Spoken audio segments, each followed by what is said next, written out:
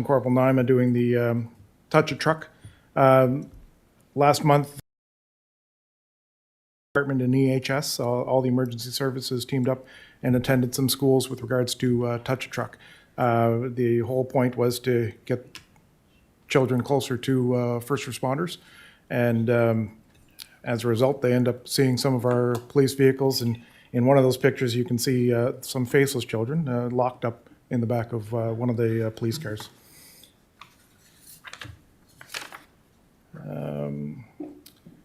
Yeah, so just recently, last weekend, I won't out who our safety bear was, but the food drive occurred at the Sobeys. Constable Burns, our community policing officer, spearheaded that with some volunteers from the community.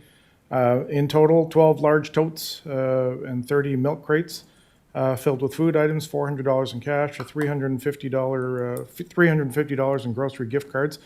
And I'll touch on this last one, very generous donation of $750 from the TV series Sullivan's Crossing, who was filming out in Mount Uniacke. Constable Burns happened upon them a few times, just dealing with the community thing, and gotten quite good with the producer, and the producer was so happy with the service that he was receiving here and there from us that he opted to give a donation. So that's one of two donations. He'll be doing another donation at the next food drive, which is November 29th from 10 to 1 at Superstore.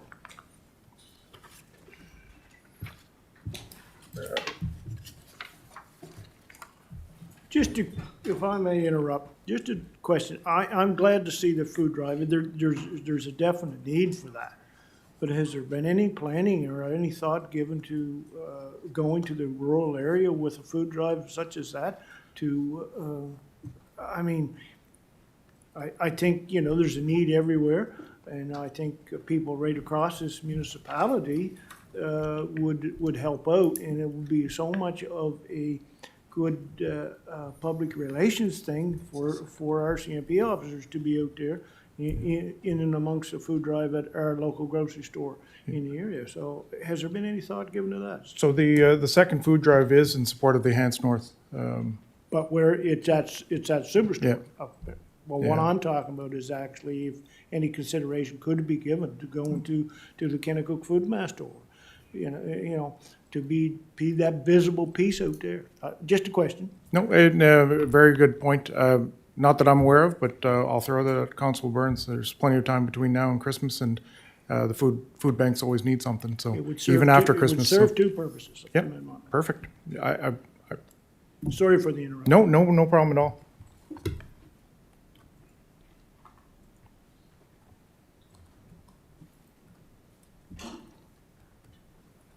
Well, we're just doing, we're getting prepared for that yearly community policing game with the high school, with the proceeds, the annual Bud Davies Cup, and we actually had a practice already. We were supposed to have a practice today, and certain sergeant's supposed to be on the ice, but I can't move, so I'm hoping to be playing Saturday, my neck and my back, so I didn't think it was smart to go on the ice this morning.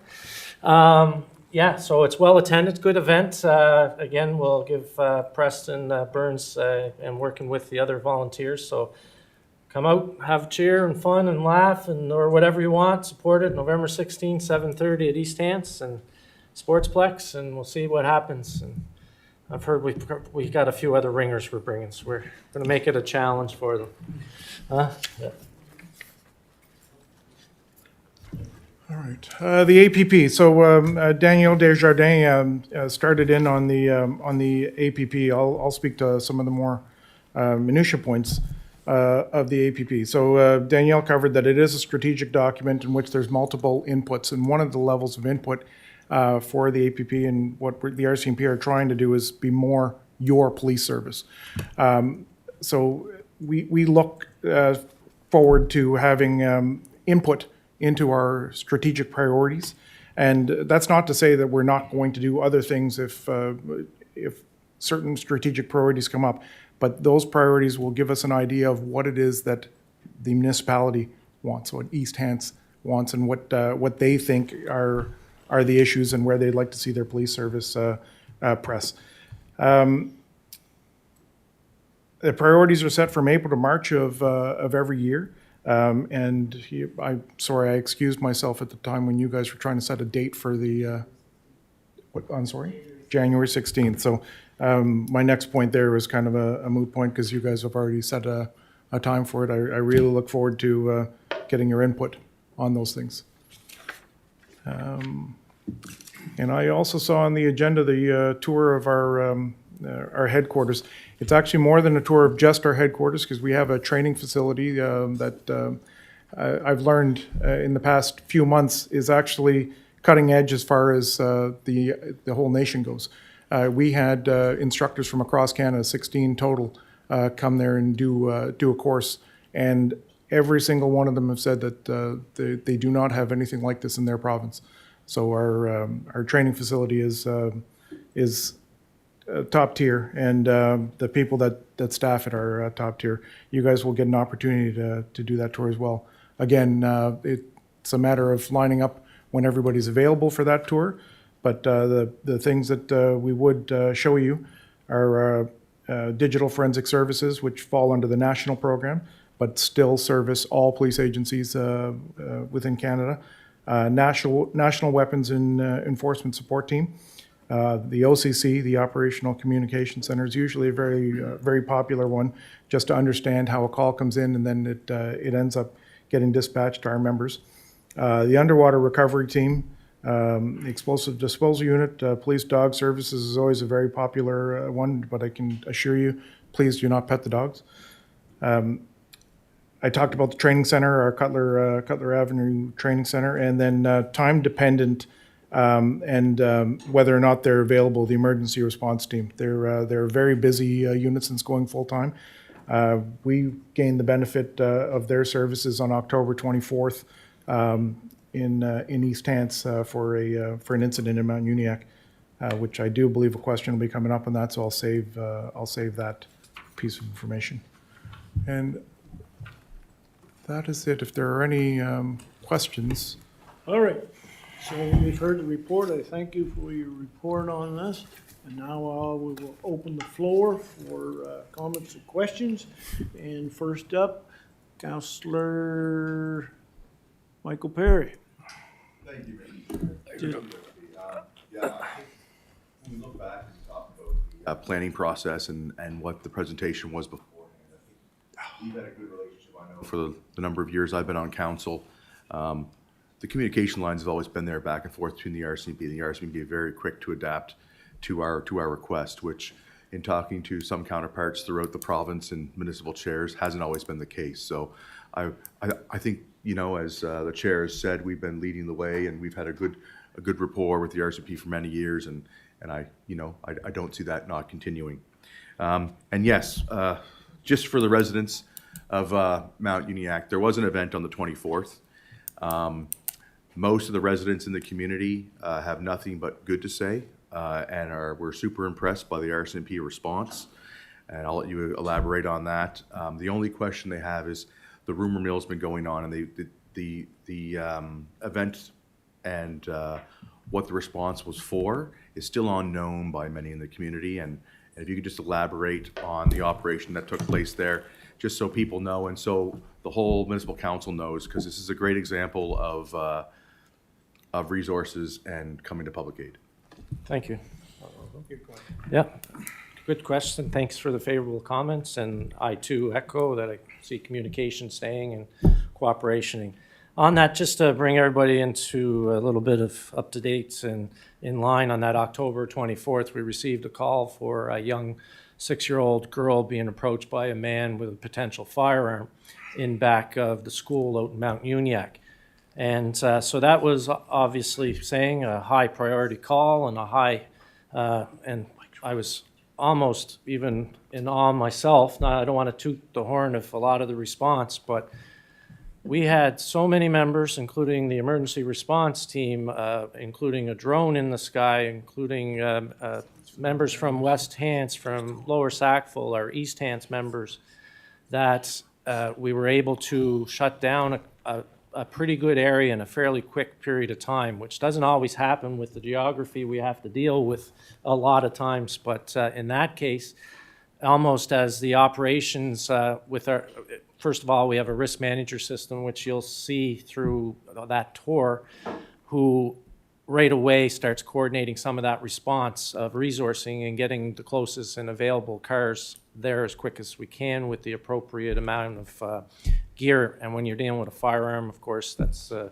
very high risk and dangerous situation. While the school was still doing some after-school stuff out there, so the members on scene and the staff, even one of our staff members that was working in the Mount Uniacke office that day, was managed to close things down to keep everybody in a short area. Until I could arrive. Even I was down in Gore, so I just had a brand new police vehicle. She got worked in coming through the back roads, trust me. And so by the time I got on scene, I was quite impressed with what resources were there for my disposal. It was almost, I don't want to say it, we almost had too many resources, but I'd rather have too many than too little to work with. So saying that, one can understand the difficulty. We're dealing with a 6-year-old witness. So we, through our major crime and forensic and sketch people at that, it's still an ongoing investigation, but that's where the challenges are. We're confident that we've checked, we haven't had any other reports, so that's a good thing. But we treat it as, we're not to a point we can't say it didn't happen, did happen. There was other witnesses to kind of say, to balance that out, but we treat it as a live event, a real event, and it's still ongoing. But with the difficulty of the 6-year-old witness and what we have, we've thrown what we can throw at it. I wouldn't say it's a closed file, but it's an ongoing file. And we thank for the people, because in those type of events, when we close down a highway, number one highway was closed down for a period of time. And some of the school, we had the utmost cooperation with everybody in the public. I'm sure there's the odd person that probably wasn't happy, but we didn't see it. Everybody was, do whatever you need it, yeah. And then we eventually reopened the school, let only the people to get their young people out of there, and then we reopened the community, and then our we had the PDS, the dog tracking, and everything. So basically, anything you could have thrown at that incident, we actually had. Normally, we didn't have this, we didn't have that, and after the fact, but we had everything on scene fairly quickly in terms of response, and with what we had provided as witness statements is what we're going with. Councillor Perry, you still have the floor? Thank you. Yes, and it was, at the same night was the kids' Halloween dance was supposed to be going on at the school.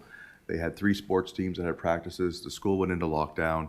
The parents were notified by the school, and many of them were very thankful and had approached me and said how easy it was to understand that there was something going on, but how their kids were safe.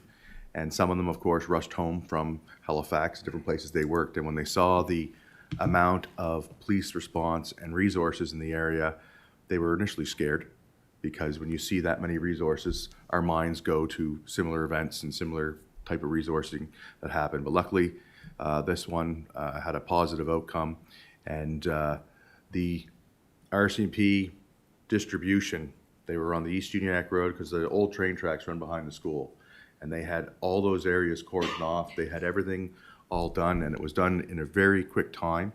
And very quickly, you had a lot of people in the community, after talking to the RCMP, diverting their friends home from work to go through the Beaver Bank Road if you had to go to East Uniacke, going different areas if you had to go to different spots, just to help aid not having that congestion stuck on the number 1. So understanding the resources and what we paid for, if we had our own police service, we wouldn't have 1/10 of those resources that were available that day. So we're very lucky that we have the RCMP and the relationships we do with our sister units around in West Hants and HRM.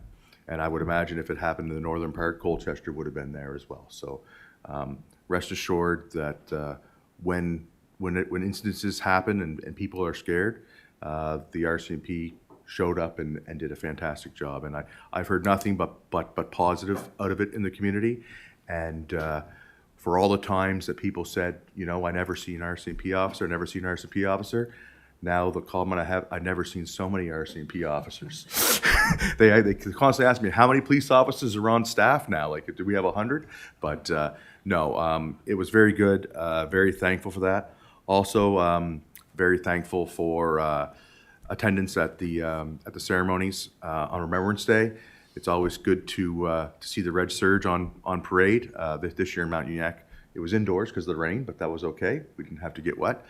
But the community recognizes that, and so does a lot of other people and other organizations. The commitment and the cooperation that is I see building more and more every year throughout the community with the RCMP. So I just want to say good job, and we'll keep it up, and good luck on Saturday. Lots of A535, and away you go. That's it for me, Mr. Chair. Thank you, Councillor Perry. Do you want anything to add It's to that? reassuring, you know, although that call was tragic, or not tragic, but it was concerning, very concerning. It's great to know that the response from the RCMP was so full force, and that reassures the community wholeheartedly. And all I can say is I'm very appreciative as your chairman. Next up, Councillor Mitchell. Just hold on there. I gotta get your mic there, bud. Sorry. Thank There you, you go. Mr. Chair. Question through you to the constables. Do you ever do a code blue for, say, at this municipal building? I think that's a no, but that's a good point. I don't ever remember one being done here, actually.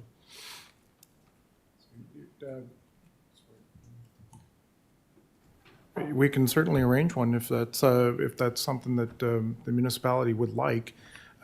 We can certainly arrange a lockdown procedure. There's different, the code colors are for schools, but there's no reason why we couldn't enhance something for here and help you guys write some pages on what to do in the event of a threat.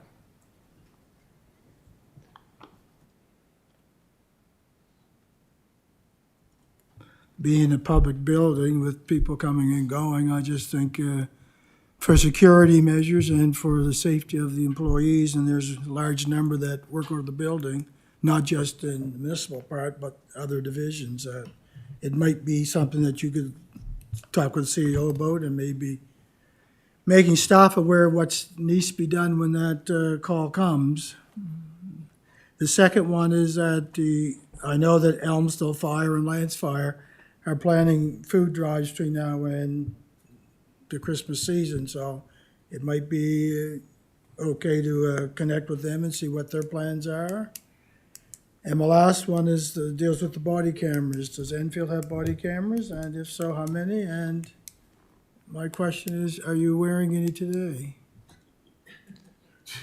I'm glad you asked. I'll do them in order. We don't have them yet. December 8th, the first ones will roll out. To answer your second question, every frontline member, so every member in uniform in East Hants, myself and Sergeant McRae included, will be wearing body-worn cameras. Did that answer all of them? I can't remember. How many questions did you have in there? I personally cannot wait. Yeah, we can't. I can't wait for them to be on our persons, because the accountability both ways, right? So they keep our members accountable, and they also keep the public accountable for things. So, and I'm not even talking the evidentiary level. I'm talking about our complaints process that Daniel Desjardins touched upon, which occupy a great deal of time for Sergeant McRae and myself during every week. And if we could just do the video replay that they do in hockey, we could probably resolve a lot of these issues. No. I put your mic on, but I don't think you said anything. Correct?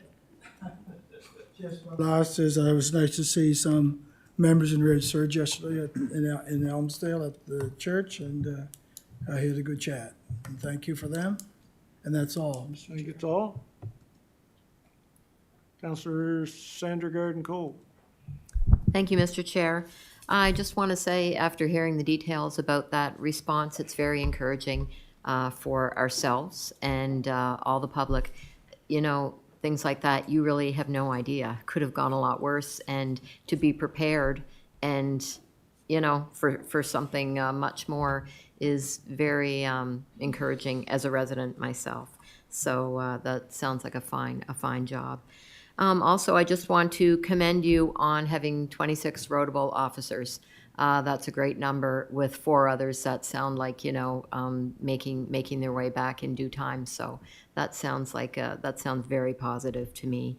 As far as RCMP at schools, I witnessed that. The kids absolutely love it. It was so noisy. They were allowed to do the sirens and the horns and get locked up. I mean, they really love that stuff. So the food drives and the hockey games, I mean, I know that you're really busy with the job at hand, but making time for those things, especially the Remembrance Day ceremony. And yeah, we did get really wet, but I always feel like it's prudent that we have bad weather on Remembrance Day, just to give us a tiny little taste of, you know, being uncomfortable. Anyway, it all sounds good to me. It really matters to have representatives out there, members out there in the public. So thank you. That all, Councillor? It is. Thank you. All right. Next up, Warden Olson. Thank you. Just a couple of questions. Echo what Councillor Garden-Cole says. When I've been around anywhere there are children, I go back to the open house in Rawdon, and it was just successful beyond my imagination, especially, you know, on a weeknight through the week. So I'm hoping that these touch-a-truck things and these things are in the schools on the rural side of the municipality as well, or are planned to be. They are, or Oh, they're yeah, going to be? well, I have to speak with Constable Ouellette, but I echo, I like seeing it all through the county, so, Yeah. you know. I think so. it's very important, and just gonna toss, I think it's wonderful, and I know that you have 26 roadable officers, and they can't be everywhere all the time.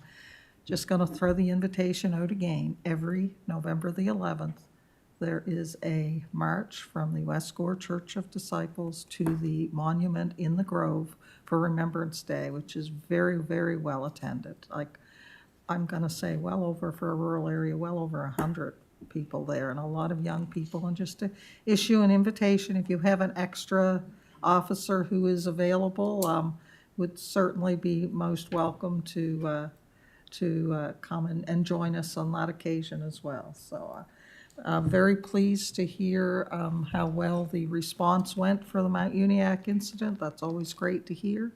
And yeah, just look forward to continuing to collaborate and work together, and hope things continue to go as well as they have been. Thank you. Warden? At this time, I would, a couple of questions. I'd like to turn it over to the warden.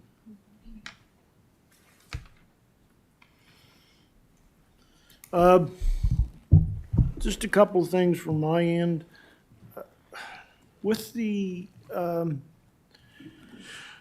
hard times that we're going through, do we see an increase in domestics at this time because of the economy, hard economy, and things like that? Or do we see an increase at this time? They always say that around coming the Christmas season or the holiday season, that's a little more.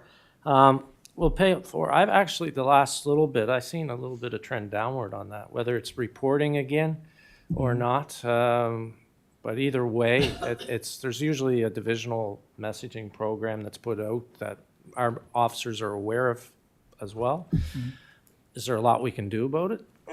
Not, but we're there to offer any support. If we do go to those calls, victim services through the program in Nova Scotia, we have partnerships with that.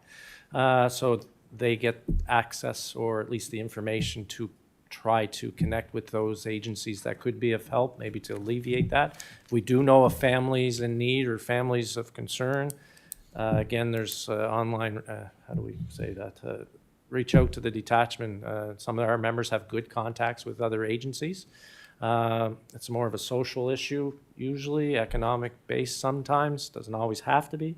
But if we get the calls for service, we're definitely going to take that in an awareness of what maybe some of the factors around why it's happening. If we can point people in the right direction, the officers are instructed to do so.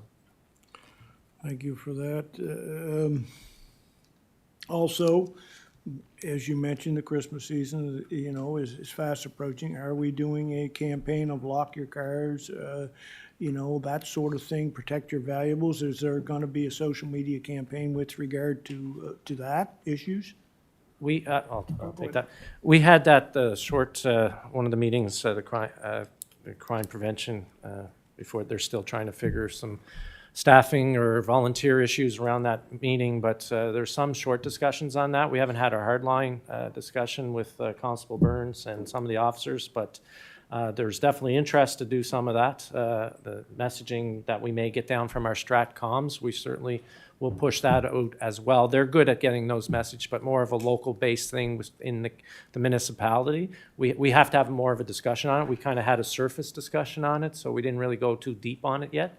But thank you for bringing that forth, because that's like every time we have these questions, sometimes it triggers a little memory cell back here saying, oh yeah, I was meaning that, or if we weren't thinking about it, it gets people thinking about it. So thank you for that question.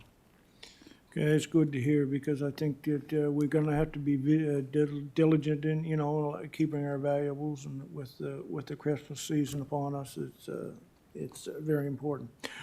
All right, the last one for me. Okay. The last one for me would be, we're about 7 months into 24-hour policing. Could I have a synopsis on how well that is going with the shift work? How is it being taken by members? Just a general synopsis with regard to that. You can get that? In one word, well, it's going quite well. Now, it doesn't mean we don't have hiccups, and you have personal issues with time of day, and the human body's not designed to work at that time of the night, especially working 2 days, then 2 nights. But empirically across the country and across policing, 2 days, 2 nights has been what's proven to be the best way of doing policing. Just keep in mind that we weren't that far off of 24-hour policing before. We were only 4 hours short of 24-hour policing, so it's adding an additional 4 hours. Now, having said that, it did stretch the bodies a little bit, and it does, I shouldn't say it stretches their spirits, because the members have really done well in adopting it. One thing that I will say for the 24-hour policing with regards to desirability of East Hants as a detachment, it's actually increased the desirability of our detachment. Not because it's 24 hours, it's because there's no more on call. So our members know that their time off is their own unfettered time off. It's one of the things that a lot of people don't look at when they look at 24-hour policing. They say 4 extra hours. Well, that's 4 hours that somebody would have been waiting by phone for a phone call anyways. You might as well be fully dressed, and our response times can be better as a result of it.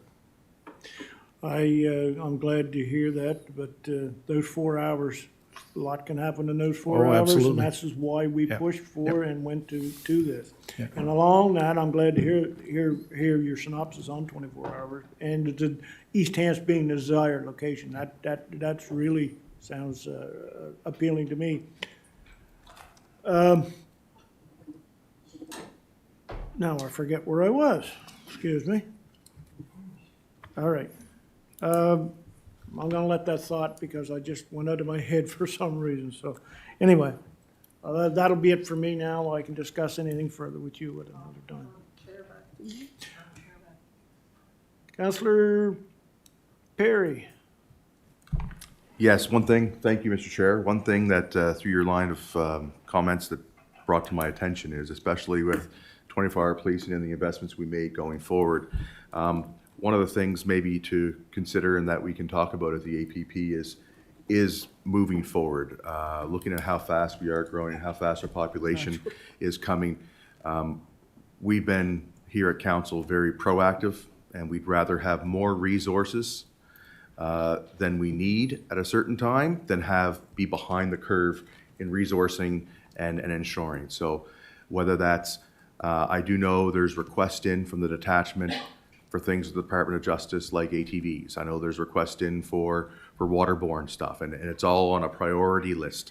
And maybe that's something that we can lobby with our MLAs after the next election to see if those resources can come to East Hants, things like that. But I think during that planning session, we might want to talk about also where we are today, where we're going to be 2 years from now, where we're going to be 4 years from now at the end of this council term, and how we're setting ourselves, and I know we just all got recently reelected, but the next council coming in behind us up, so they're not behind the 8 ball, and we can appropriately manage this as we go through our budgeting process starting in January. Thank you. Thank you, Councillor Perry. That's exactly what I was going to bring up. It worked out well. Mike? I've worked in quite a few municipalities, all in Nova Scotia, and I don't say this just because I work in East Hants. This is probably the most forward council I've ever worked with. In other areas, I've worked with police advisory boards that are a little more adversarial, I guess, towards the police. We get nothing but support from you guys, and I really appreciate it. In fact, I preach to the other district commanders in Northeast Nova that we're so supportive. Perhaps you should push your council to be more like the East Hants Council with regards to stop fighting you over with regards to I don't have enough bodies, and just start working towards what the actual problem is and what you need to solve that problem, right? I can't say enough, nor can I take credit for how well our detachment runs.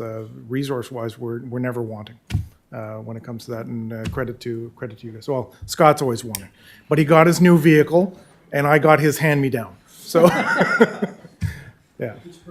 Anything further, Councillor? It's broken. No, we are a special lot here in East Hants, so, that's one thing we take pride on. Next up, Councillor Hibb. Thank you, Mr. Chair. Just on a positive note, I come, excuse me, I come through Rawdon last Wednesday, and I come on a vehicle that was swerving over the road and hit the shoulder a couple of times and erratic speeding, and finally we got to the construction site. Before I get close enough to get an ID in the car, I called 911, and by the time I got through the construction zone, there was a police car waiting for him. He pulled in behind him. He followed about 2 kilometers and pulled him over. But I was amazed how quick the response was. And it goes to show that you falls are out there. Just don't know where you are, but you must have been pretty close that day. But it was great to see such a good response there. Thank you. At all, Councillor Hibb? If I can throw a comment on that, thank you for the good comments on that. But the one thing that I'll throw at you there is that you went through 911. Getting the calls for service, it is the fastest way to get our members. Calling your favorite police officer may not work because Scott only answers his phone so often, and I'm not anybody's favorite. So, but in all seriousness, getting that call into 911, and then if you look further down the road, it helps us with the stats and make sure that we have the police officers in the right areas where there is a higher density of calls. Sure you can. I just got to take one off, one on. There you go. I was going to call a citizen line, but he hit the shoulder twice, and the second time he ran across the road on the other side of the road. So I thought this is pretty serious, and I'm just glad there was a construction zone there at that time because that got him held up then. So everything seemed to work out good anyway. Thank you. Thank you, Councillor Hibb. Anyone else would like any questions or comments with regard while we have their RCMP officials here? Seeing none, I would thank the both of you for coming, presenting your report, and I'm sure that we'll be discussing issues with regard on a personal basis going forward. So, thank you for coming today and keeping us informed. Thank you, everyone.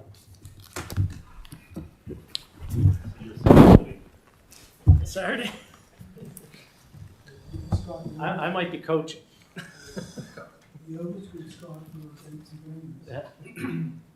All right, next up would be we'll need a motion for setting our meeting dates for 2025, which are scheduled for February the 18th, May the 13th, September 16th, and November the 18th.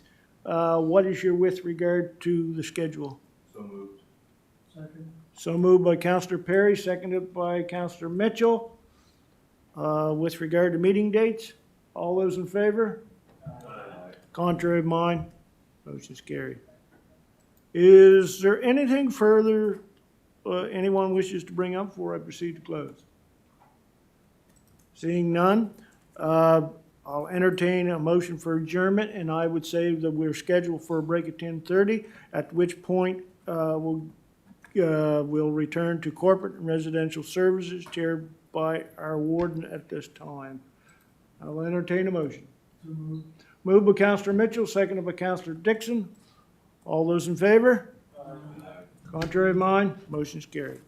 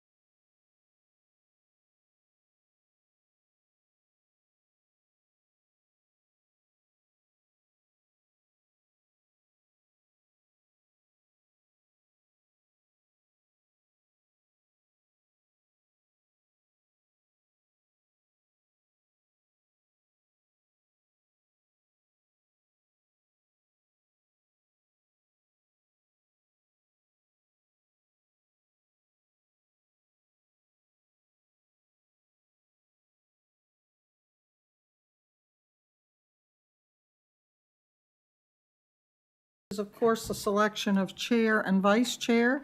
So I would open the floor for nominations to share corporate and residential services. Counselor Mitchell. I nominate Council Perry. Seconded. Moved and seconded. This is Do you leave me accept alone. Counselor Perry? I accept vice chair, not chair this time. Okay. Okay, declined. Counselor McPhee. I'll nominate Counselor Tingley. We have a seconded. Counselor Tingley, do you accept the nomination? I'd prefer not to be chair at this time. Okay. Oh, folks, it's not that bad. I did it for a long time.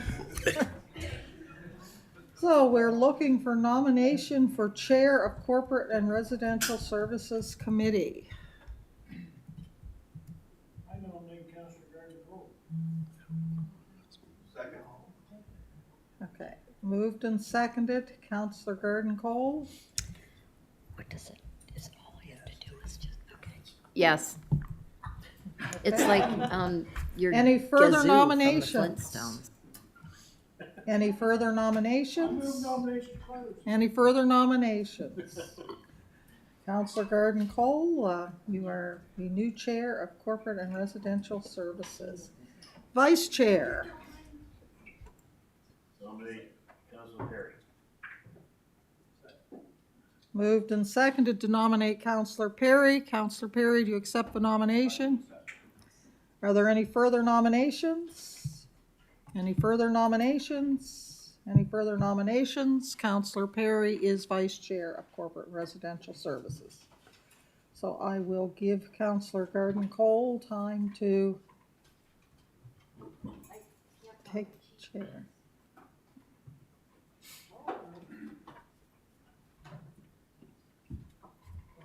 Tom? Counselor Rhino needs Tom.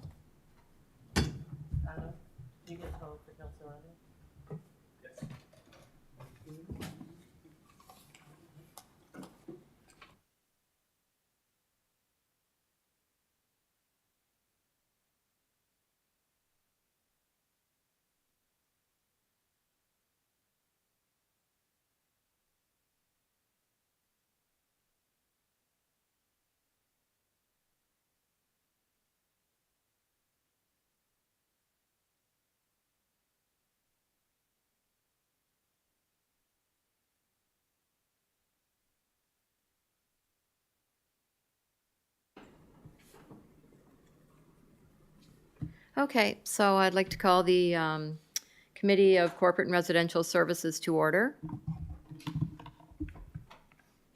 I'll be looking for approval of the minutes of October 8th, 2024.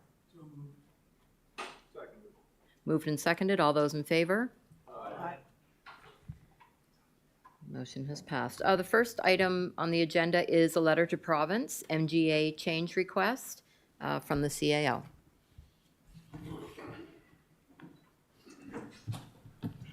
Thank you, Madam Chair.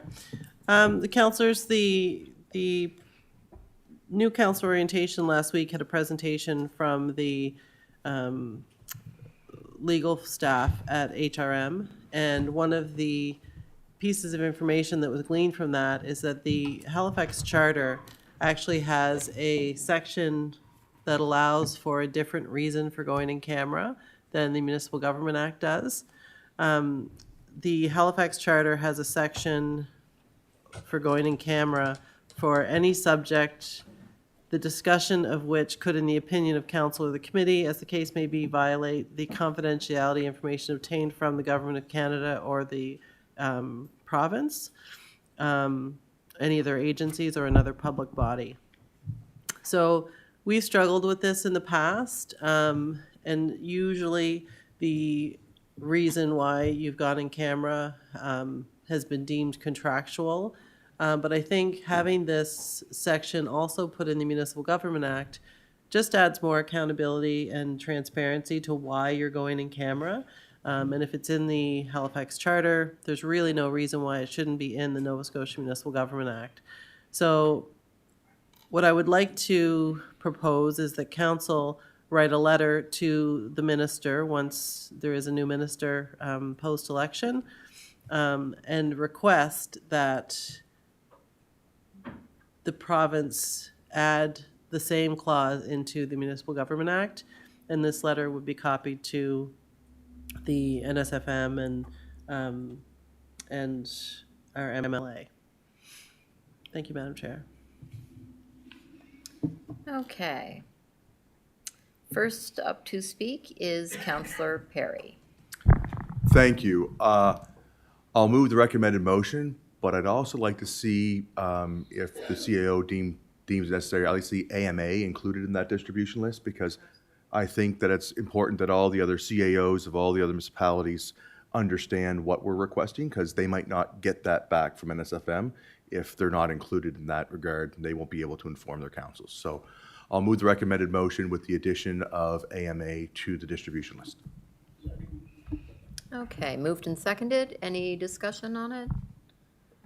Seeing no one left to speak. Question's been called. We'll go to the vote.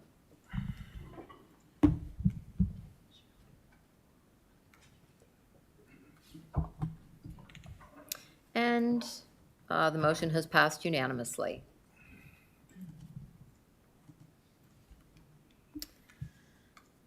Good.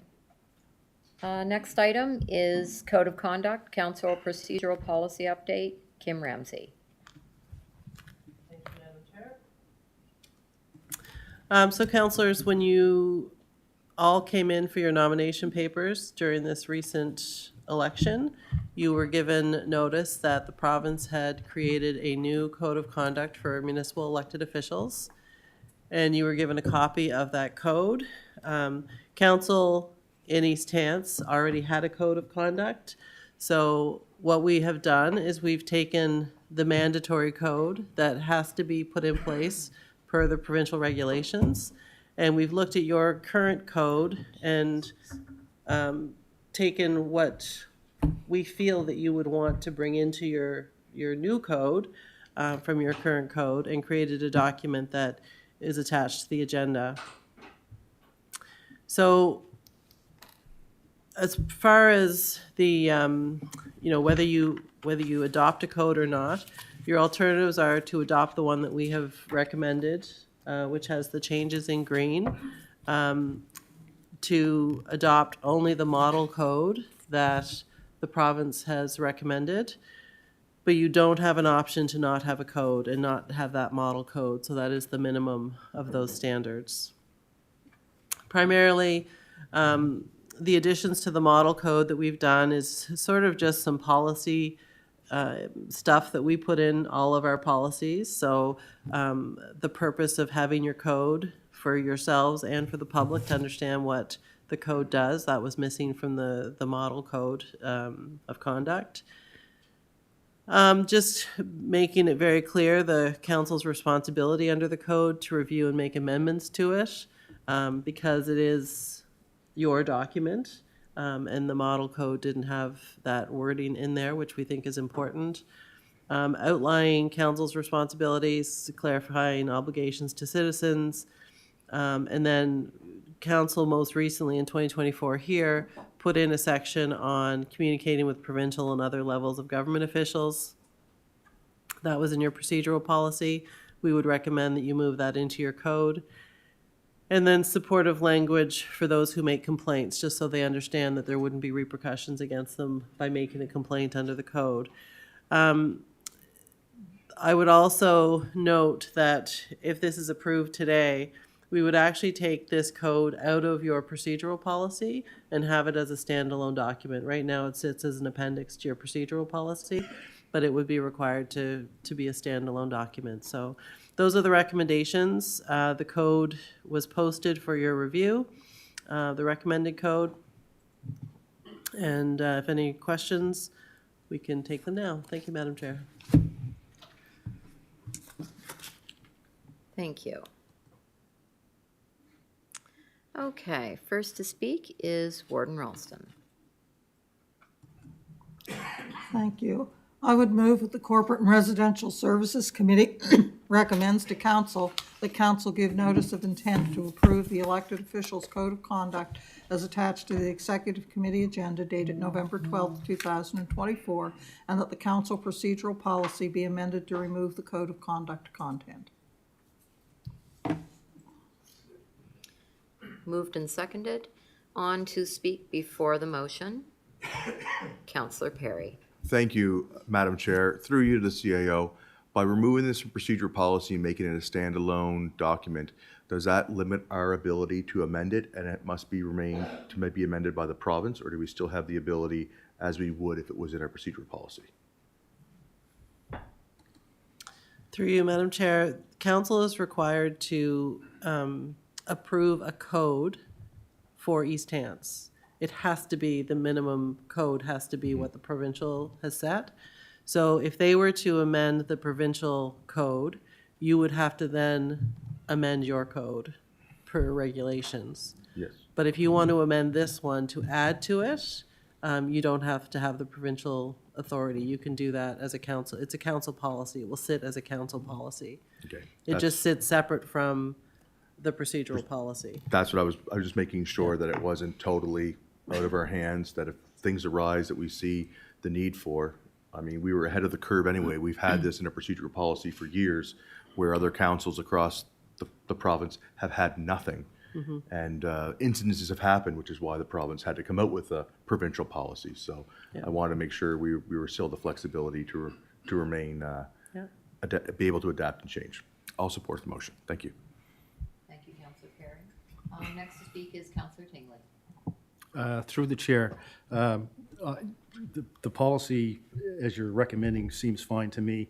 The only thing I'll bring up, and I brought it up when it was raised before, is the policy restricting councillors to be able to speak with ministers or other levels of government other than the MLA and MP, or to speak with certain corporations.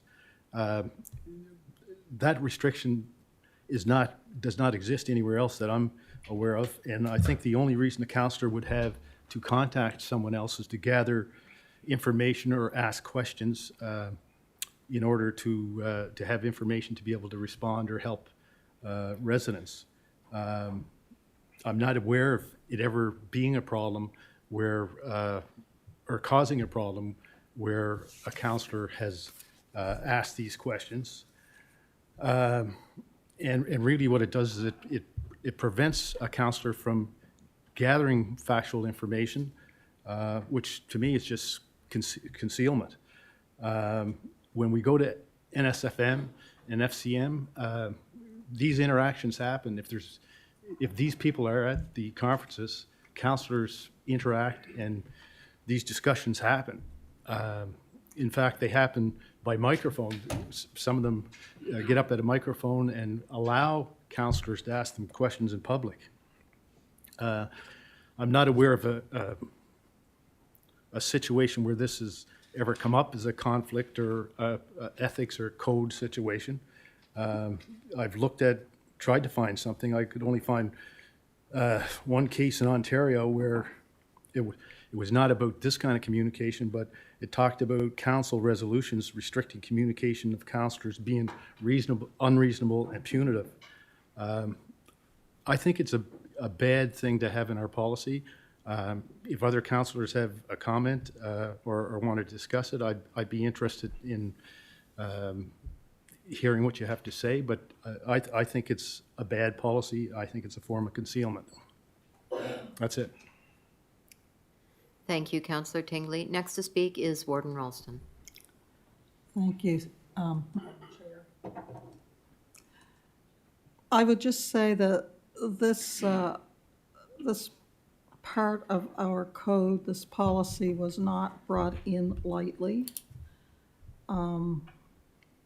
There are instances, and I'm not going to get into specific instances, but there are instances when council as a whole has given direction for correspondence to be sent to ministers or other entities on behalf of council, that it simply cannot happen, that in addition to the letter or the correspondence from council, the authorized correspondence, we can't have 1, 2, or 11 counselors doing their own correspondence and following up as well. It causes confusion as to who the person should be responding to, who is speaking for council, and what the wishes or needs of council is. There is no intent to conceal anything. The ability to confer with the MLA is there, should always be there. But it has been my experience that having multiple points of contact when council is trying to make a point with the provincial government is not helpful. When council has passed a motion for correspondence to be sent or done an ask, then we need to wait for that. If it's the province, we have to wait for that minister or department to get back to us. If it's an outside corporation, as slow as we may think they are in replying, the ask has been made, and it has to be council that follows up on it if it's not responded to in a timely manner. So those are my comments. There's no intent for concealment or anything else. It is to keep the line of communication clear and understandable as to who is speaking for council at any given time. Thank you.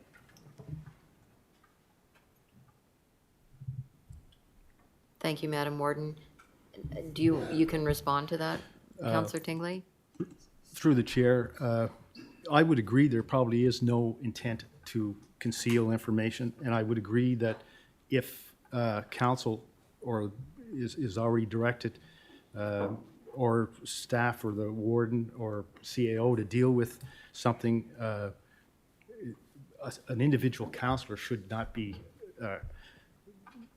doing something on the side differently. But I'm talking about when nobody else is communicating on a topic and you want to find out some information. I can't understand why you'd ever want to restrict a councillor from speaking with anybody. Like, even the province is not recommending this, you know, this is something we're coming up with ourselves. And I think the intention to prevent multiple people contacting other levels of government is very appropriate. But when in situations where that is not the case, and I could see having that written into the to the policy. It shouldn't even be necessary, but I could see it being written into the policy. But restricting communication just does not seem to be a good thing to me. Okay, the CAO would like to speak on this. Oh, okay. Okay. So not speak on this, but speak. I want to speak on the motion. Okay, go ahead. Through you, Madam Chair, there are two motions on the screen. One is for the regular meeting of council next Wednesday. And I didn't touch on the last point of that motion, which I should have in my presentation.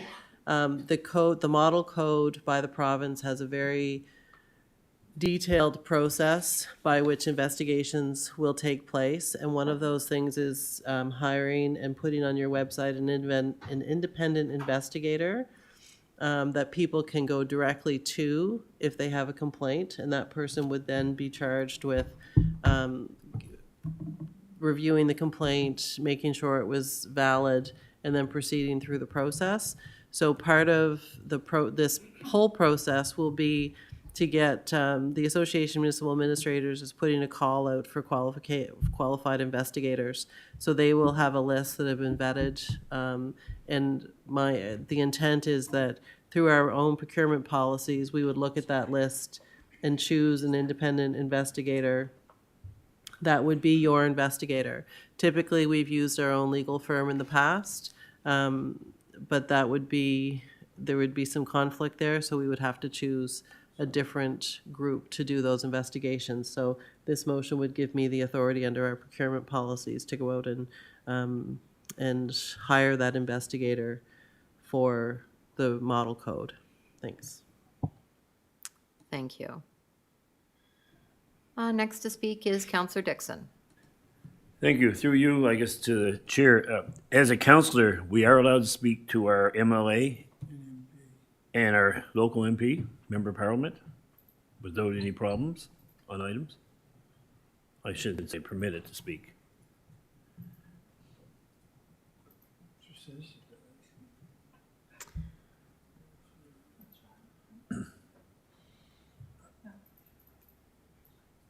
Yes. The answer is yes. Thank you. This is the Okay. that is being discussed. Thank you. Okay, thank you, Counselor Dixon. Okay, so we have a motion on the floor. Seeing no one left to speak, what is your wish? Question's been called. We'll go to the vote.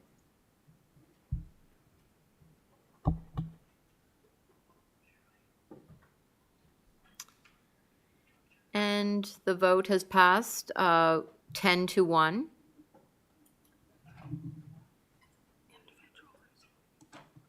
With Counselor Tingley voting nay.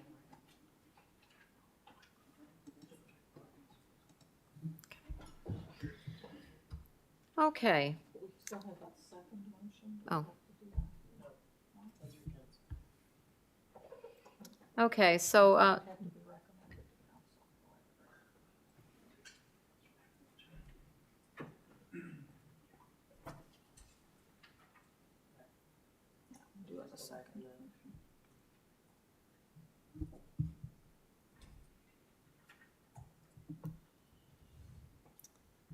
So that one, sorry, Madam Chair.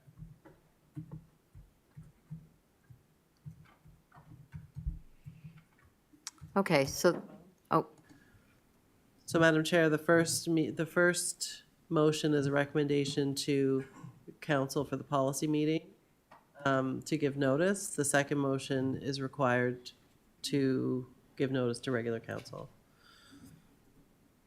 okay, thank you. Madam Warden? I would move that Corporate and Residential Services Committee recommends to council that council approve the council procedural policy as attached to the Executive Committee agenda dated November 12th, 2024, and that the council procedural policy be amended to remove the code of conduct content as posted to the council agenda, and that an independent investigator be chosen by the CAO from the AMAN's call for qualifications. Okay, moved and seconded. Any discussion on the motion? Question's been called. We'll go to the vote.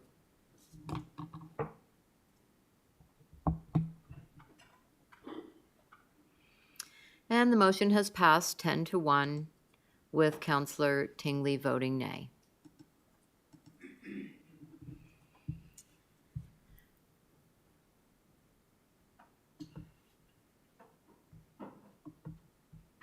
The next item in the agenda is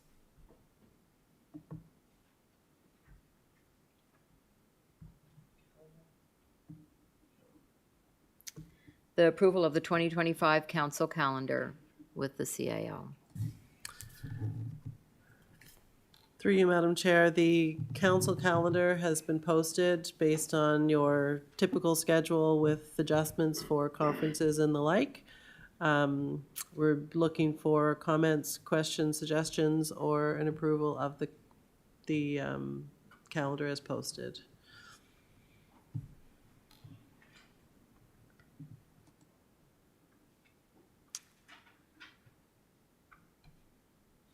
Counselor Perry? Thank you, Madam Chair. Through you, the CAO, it says the last week of January, heading into the first set of budget meetings of the year. Is everything going to be good to go by that date as with the provincial government changing and a few things like that? Will that be sufficient time for all the departments to be prepared for that date? Through you, Madam Chair, we would see no reason why the provincial government changes would impact our budget process. We don't have any money operating money coming in from the provincial government. So, you know, the capital budget may get impacted a little bit if there were funding announcement changes or whatnot. But those are things that we can deal with on the fly. So operationally, we don't rely on the province for any operational funding.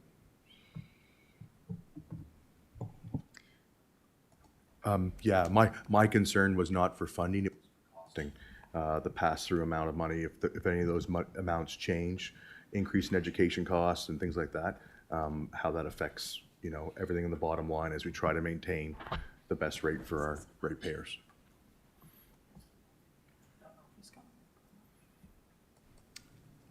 Through you, Madam Chair, I really don't see that they would have their feet under them enough to make those kind of significant changes that would impact us.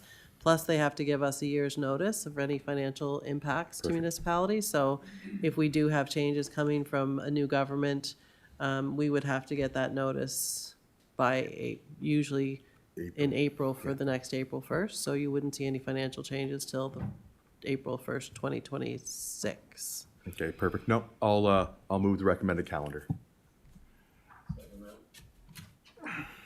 Moved and seconded. Any discussion on the motion?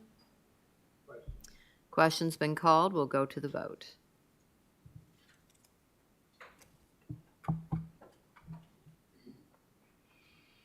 And the motion has passed unanimously.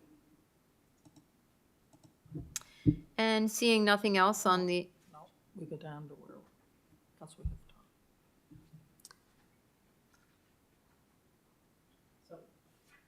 so we're going to corporate and residential. Okay. It's a new.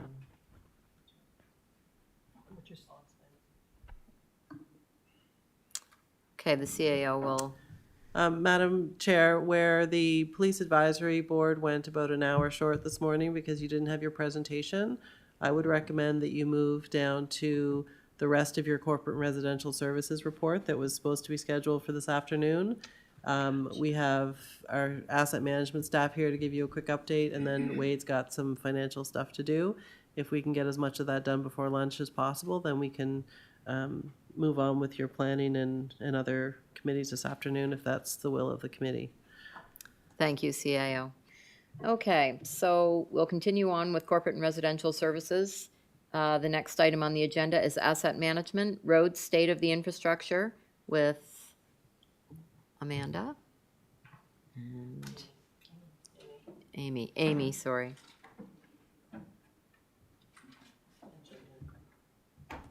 Yeah, I don't know. And Jillian.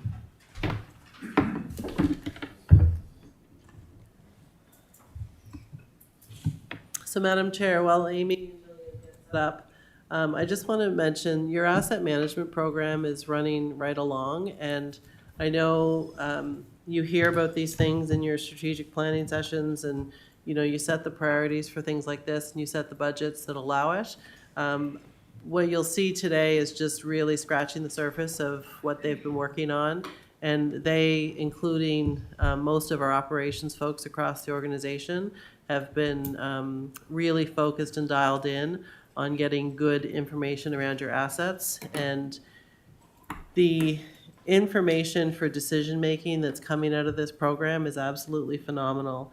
And I think you're going to start to see that as you see your capital budgets roll out.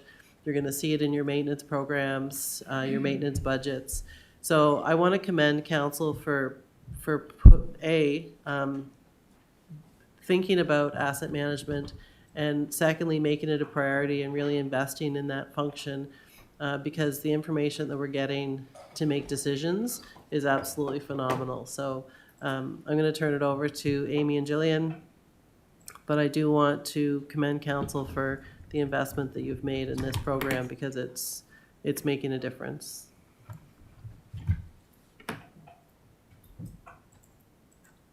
Okay, go ahead. Through the chair, I'm pleased to provide an asset management update on the state of the infrastructure for roads assets.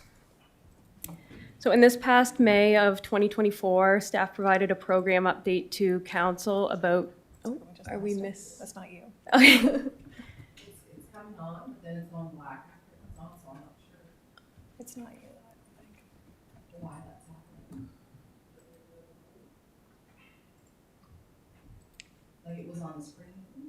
Yeah, it started fine. Do you want me to try unplugging and replugging again? Sure.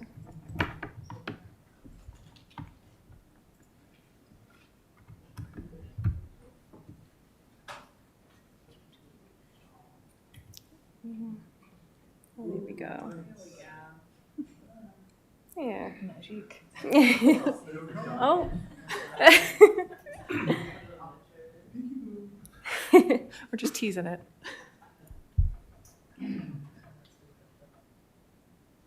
They'll just follow you along.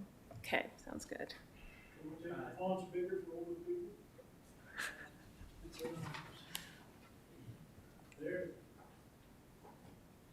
Second slide. Okay.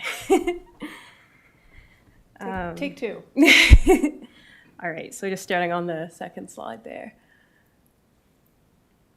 So in this past May of 2024, staff provided a program update to council about asset management activities since the asset management policy approval. We gave information on the development of the AM strategy and roadmap and participation in the roads pilot project with the consultant team. So in that update, it was noted that East Hants was given the recommendation to improve asset data by collecting visual condition assessments, or VCAs, for all roads assets to better inform planning and decision-making in the future. Go to the next slide. So asset management and I&O staff took steps to further compile, collect, and confirm data about the municipal road assets to help answer the questions: what do we have, where is it located, and what is its condition and expected remaining useful life? And so staff has summarized the answers to these questions in this report. And just before getting into the weeds, it's important to acknowledge the fact that asset inventory data is always changing. So as we speak, our assets are getting older, and time, as well as many other factors, can change the asset's condition. So all those attributes aren't necessarily static. And we also know that there's been increased development going on over the last several years. So there's much more frequent additions to the asset inventories that staff are working on developing onboarding processes for. So with all that said, I just want to note that this report is a point-in-time look at the East Hants State of the Roads inventory, and it addresses roads that were officially part of our inventory as of August 1st, 2024. So, although there are upwards of 1,000 kilometers of roadway within the boundaries of East Hants, that vast majority are owned by the province of Nova Scotia, with smaller minorities being owned by the municipality or private landowners.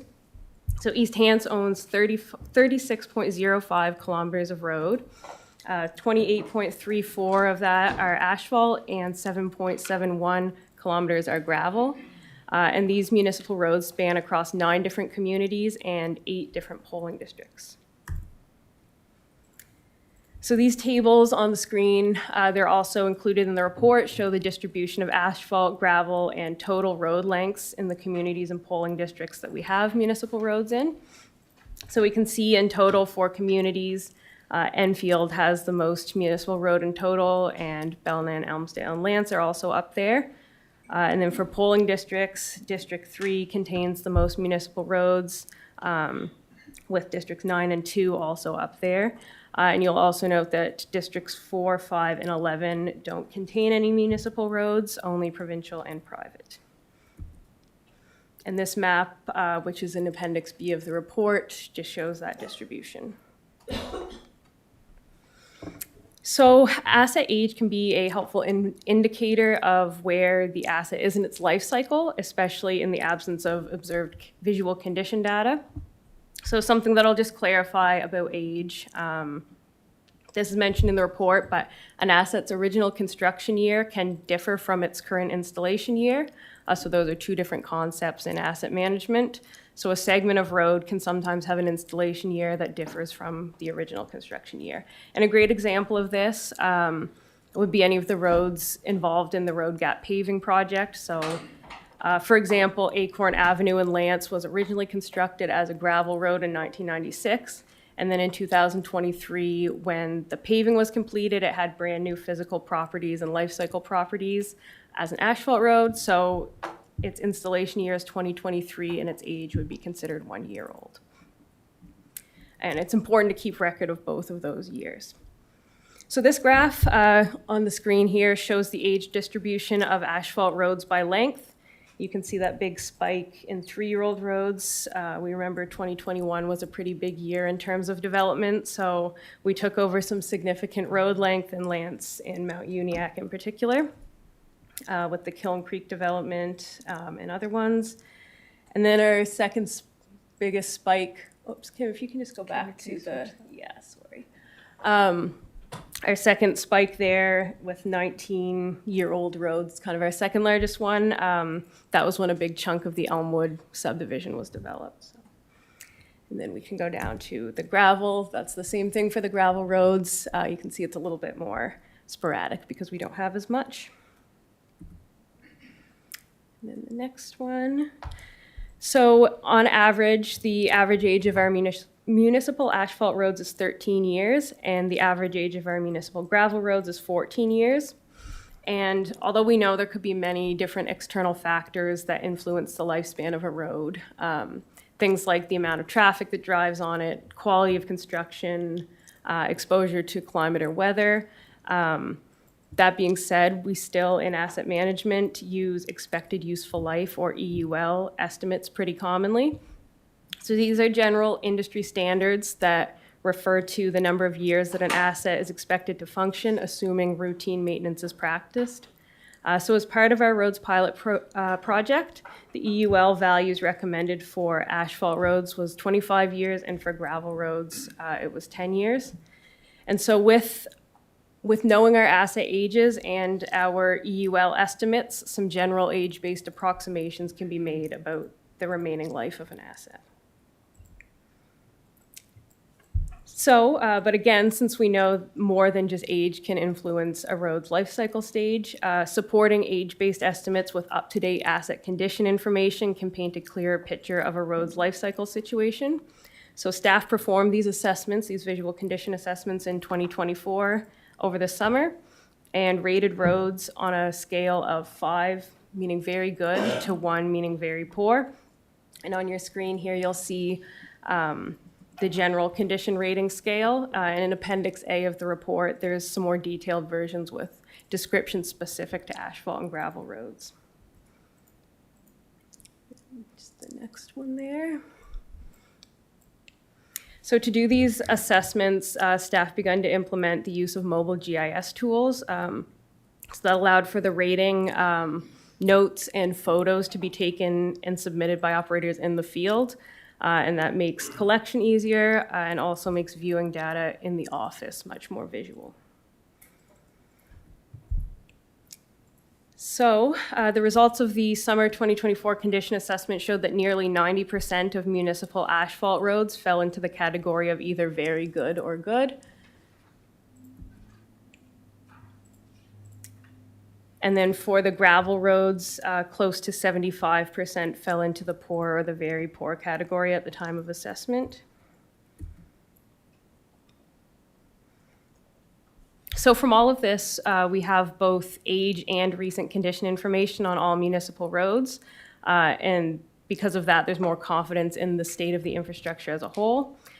So we previously noted that our asphalt roads have an average age of 13. So according to our EUL estimates, that would be considered basically halfway through the industry expected useful life of 25 years.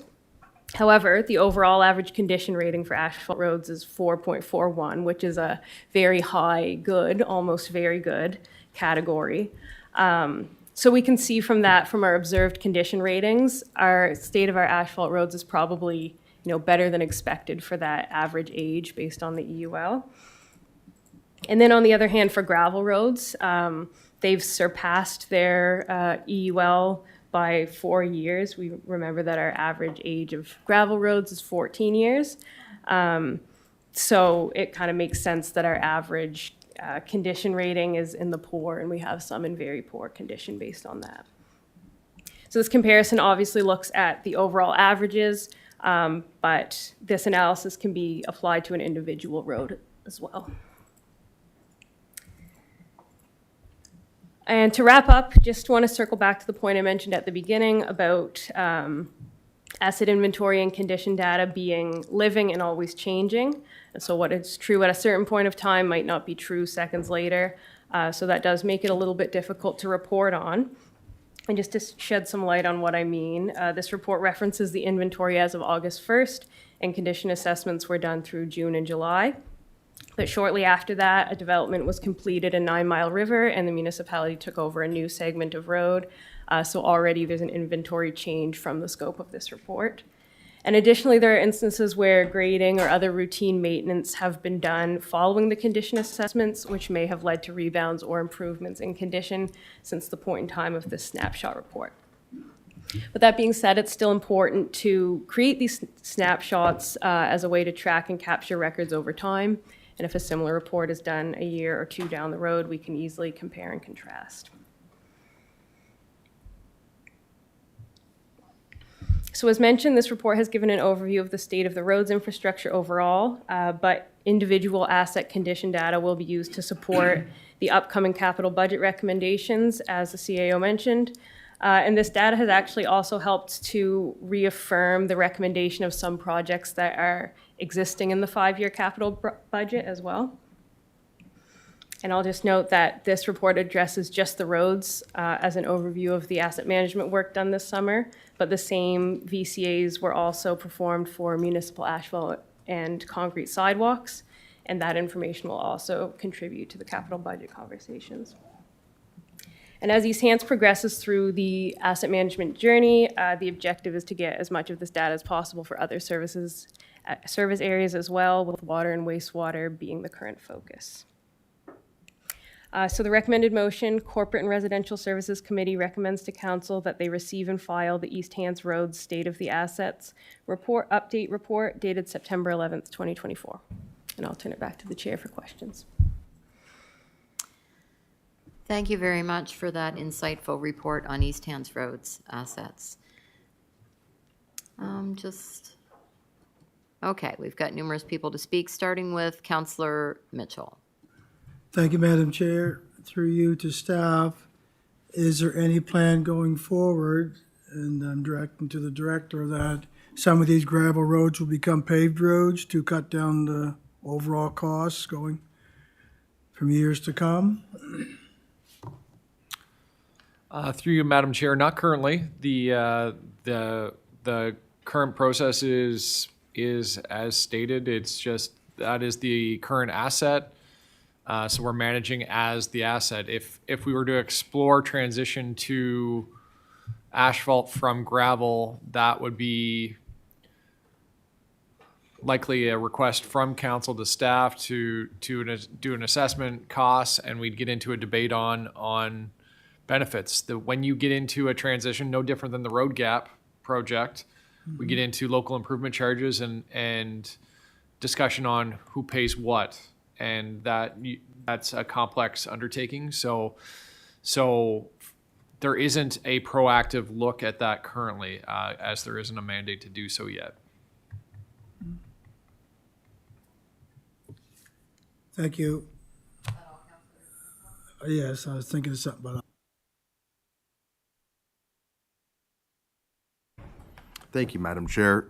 Through you to staff, looking at the map, it could be a clerical error, but on Rockwell Drive from Civic number 133 onward, which is a large stretch of road, is municipally owned, but it's not indicated on your map. And I don't know if it was not indicated in your kilometerage or not, but you see that little piece going to the top, that's Morning Breeze, but down a little further, there's the next one over, right there.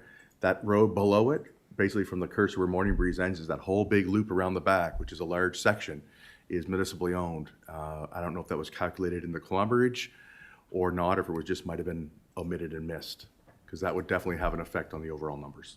And that's been that way since the mid-90s, owned by the municipality.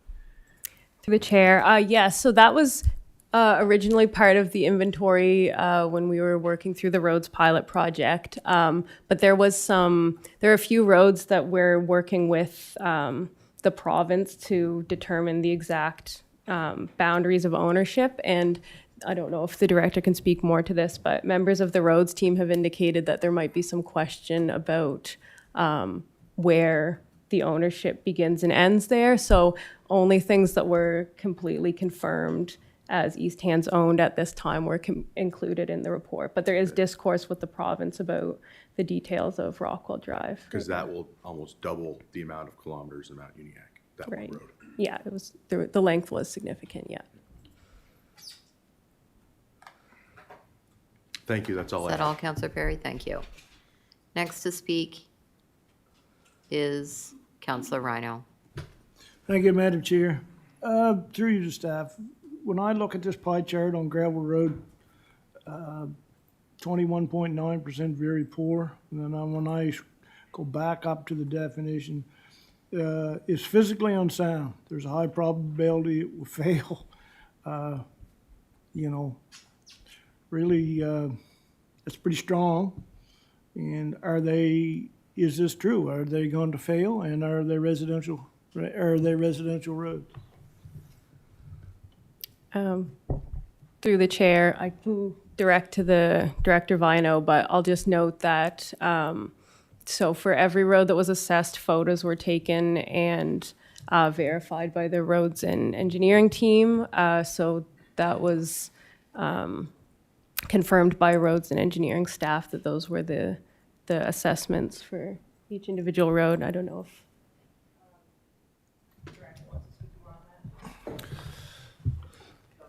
Sure. Through you, Madam Chair, the term fail, it's fail on your expected performance. A gravel road isn't going to collapse on you. What it will do is not create a pleasant driving experience over time. And so once you get into those lower ratings, as it talks to, there's no crown, there's bowling. That means water's accumulating. It means you're just going to have systemic potholes. You're going to have systemic bumps. You're going to have to drive low. Your complaints are going to go up. Your experience is going to go down repetitively. So once you get into that orange and red range, that's what the users are going to experience, and it's going to be an increased escalation in cost on overall maintenance until you do a bigger intervention. Gravel roads are tricky because it's not visually obvious for most of the public. Is the civil aspect of it. There's different types of aggregate built up, but over time, once you get bowling, the top part, the good stuff, if you will, starts moving out to the side. And then you've got systemic pothole creation and escalation. And so it just becomes more costly. So fail's a strong term from a technical stance. It's failing, but there's still a road there. So that's how I would describe it to the public.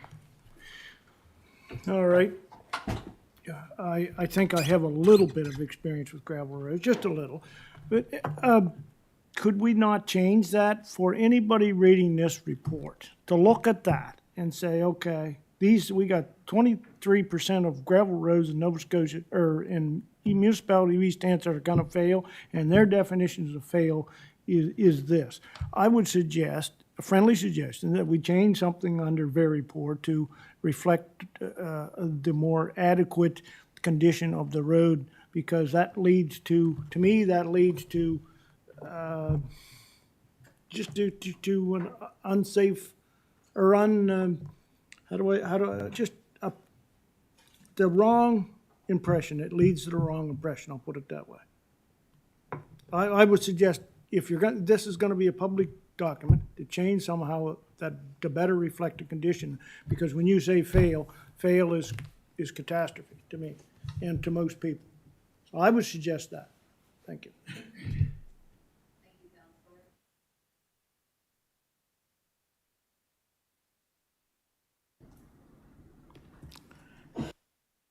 Self in complete agreement with Councillor Rhino. When I, as a layperson, looked at this, and I thought, wow, are our municipal gravel roads that bad? And I even have a note here that I made that said, a poor rating like that, that means our gravel roads are ready to fail. Have we not done adequate maintenance on them? And if we have roads out there that are gonna fail and not be able to be traveled by the traveling public, we better do something about it. Now, I understand that in the best of all possible worlds, there wouldn't be any gravel roads. They'd all be paved roads everywhere. I understand that. I understand that completely, that I'm sure it would be our staff's preference that these roads were all paved for ease of maintenance and cost savings and everything. But in the real world, the more rural parts of this municipality have many gravel roads, most of which are owned by the province. I don't know that there are a lot in our rural areas at this point in time that are owned by the municipality. But I will go so far as to say, if we are going to continue to encourage development in the rural part of this municipality, we cannot require paved roads if someone wants to create a subdivision, or there will never be any subdivisions created. When you come to, excuse me, the more densely populated area of the municipality, and you go to the costs of road paving, and the frontages are small. You know, the frontages could be 50 feet or 75 feet or whatever. But when you get to the rural areas where you require well and septic and larger lots, the frontages are going to be so much larger and the expense so prohibitive that the development's just not ever going to happen. I live on a dirt road. It's not maintained by any government, and I understand that you have to put gravel on it. We do that. And, you know, I understand all these things. And I think that we need to accept that we are a combination of a rural and a suburban municipality, and that there are parts of this municipality that if we want to encourage growth and development, any new roads created are not going to be paved roads because nobody could afford to live there on unserviced lots if subdivisions were created that way. The other thing I would say, I hear talk of, you know, the crown goes on the road. Well, I'm going to submit to you, living in rural East Hants, I haven't driven on a dirt road anywhere in rural East Hants recently, provincial or otherwise, where there's a good crown on the road. And that's a special skill set for grader operators, and they need some work. Dirt roads need some work on crowning, and if those roads are properly crowned, it will lessen the how often other maintenance is needed to be done, or at least that's been my experience. So anyway, I think it's a great report. It's good to know this. I agree with Councillor Rhino.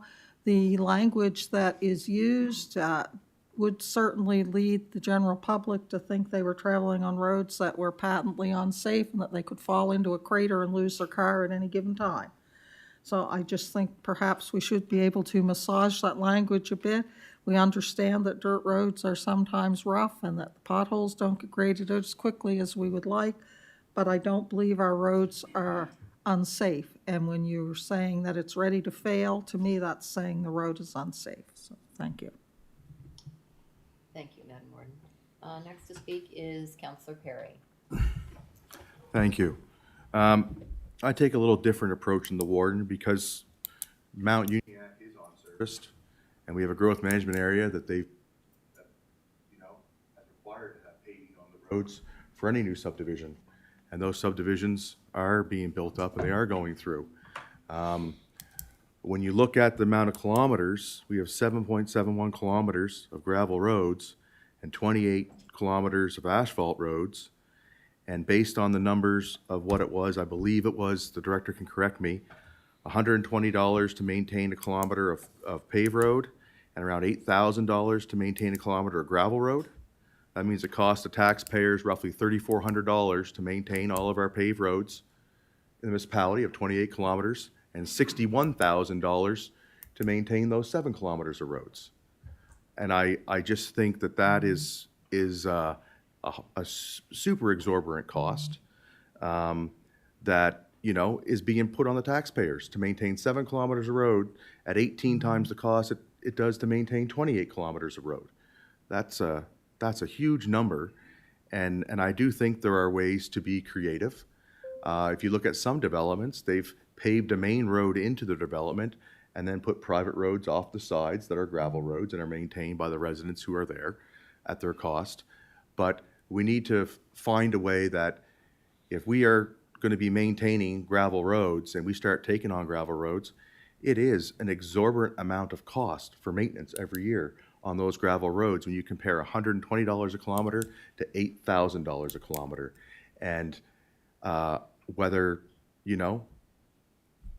if the taxpayers want to agree to do that, then fine. But I personally don't think any taxpayer is going to want to be taking on more gravel roads at those two cost levels. There has to be a way somewhere in between where we find a sweet spot. And maybe it is looking at our requirements for subdivisions. Maybe it is you have a main road going in that must be paved and is a municipal road, and tertiaries off it can be private roads. And if it's gravel, it's maintained by the residents on that gravel road. Because right now, what you're going to have, if we start having a large influx of gravel roads being turned over to the municipality, you're going to have an exorbitant cost in our I&O budget go up to maintain a very small portion of the roads. And I think it's fiscally not responsible for us to look at maintaining roads at $8,000 a kilometer versus $120 a kilometer for the long-term prosperity and the taxpayer. We start bringing on more of these roads, the general tax rate's going to have to go up to pay for it, because the general tax rate pays for the maintenance of roads. And I don't think anybody wants to see the general tax rate move up. I think it's great that we have this assessment to show where it's at. There are large sections of the municipality that have no municipal roads as of right now. And I think it's going to be incumbent on us over the next number of years to look at how we want that development to move forward. So it's the best for both our ratepayers, the growth of the area, and maintaining the current community spirit that we currently have. But I personally cannot support taking on large number of gravel roads at the exorbitant cost it costs to maintain them. And if you see the exorbitant cost it costs to maintain them and the condition our roads are currently in, already spending that cost every year, really that cost of maintenance probably needs to double to get all those roads out of the red and orange into the green. So we're not looking at $61,000 a year to maintain those roads. We're probably going to need $120,000 or $150,000 to get those roads up to snuff and keep to be maintained as costs and everything go up for operators and material. So it's something I think that we as a council need to look at moving forward to ensure the financial management of the municipality is done in a proper way. Thank you.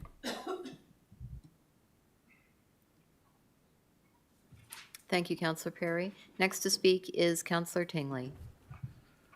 Through the chair, I just sent an email through to council of a photograph of a road, a gravel road in my area before we did these gap roads, and it shows the condition. And the only point I'd like to make is in the description there, we may not like the description that whether they're rating it poor, very poor, fair, that sort of thing, but there's a road that I just emailed to everybody in council. I think I know what staff would describe that before it was paved. And whether you pave it or not, that's another thing. But trying to argue that the description is not what staff are saying, the description is what staff are describing. That's the only point I would make. Thank you, Councillor Tingley. Next to speak is Councillor Musa. Thank you, Madam Chair. To you, Jesse, when we do the road agreement with the province, I assume that most of those very poor roads are gravel roads, or no? Before I ask.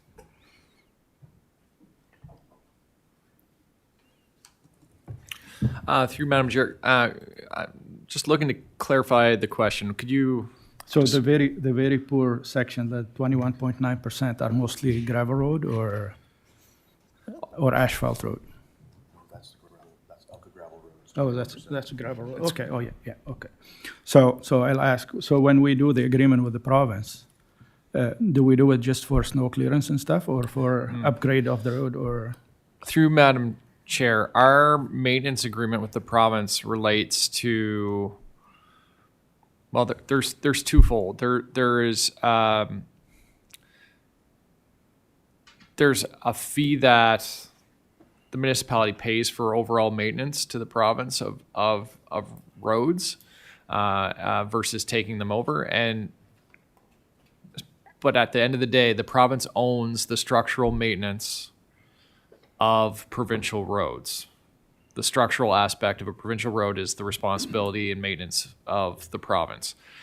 The exchange itself is solely snow related. That's the process that happens every fall. Should be announced late by the end of this week, which roads are I'm pinging emails back and forth right now to finalize that for this coming winter season. And then there's another process as well in play. And so the province also has a program that gets renewed. It's not a guarantee, where a province could request that a provincial road be paved the following fiscal, but the municipality pays for a portion of it. And so it's the annual cost share agreement, where the province has their provincial gravel roads. You can make a submission annually to request consideration for a paving. The province would pay half, the municipality would pay the other half. What East Hants has done is that other half then gets allocated to a local improvement charge. And for us to make a submission, the approach has been in the past to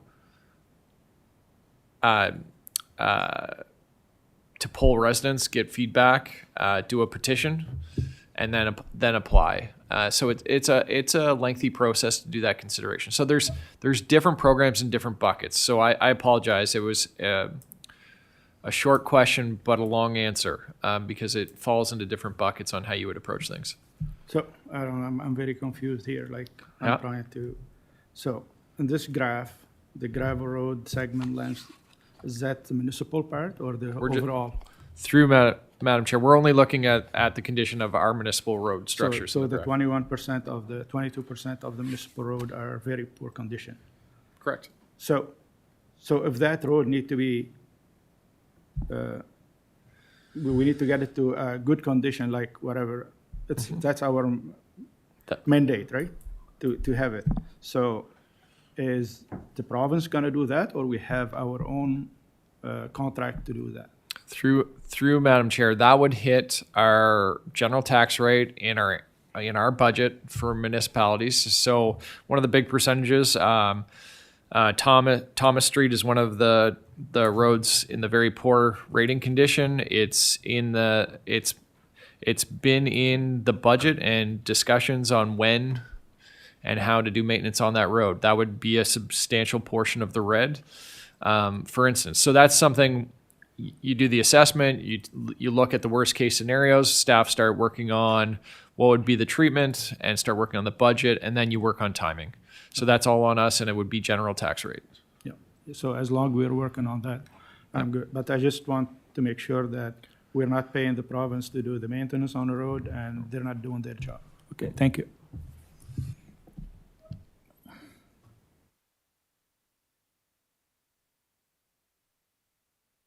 Gordon Ralston. Thank you. I think we're getting a little off topic here. This is simply a reporting on the condition that staff have found the roads to be in. Very happy to engage on debate on the pros and cons of gravel versus asphalt and the costs of recapitalization for both and all that, but this is not the appropriate time, I don't believe, for this. The only thing I would add to the discussion is around the description, and I would just like to clarify that myself, and I don't believe Councillor Rhino, were intending to disagree that staff should not describe these roads as being very poor if that's the condition they're in. It is the sidebar after very poor, if you could bring that up on the screen, where if a member of the public saw that the road was very poor, they can probably figure that out for themselves.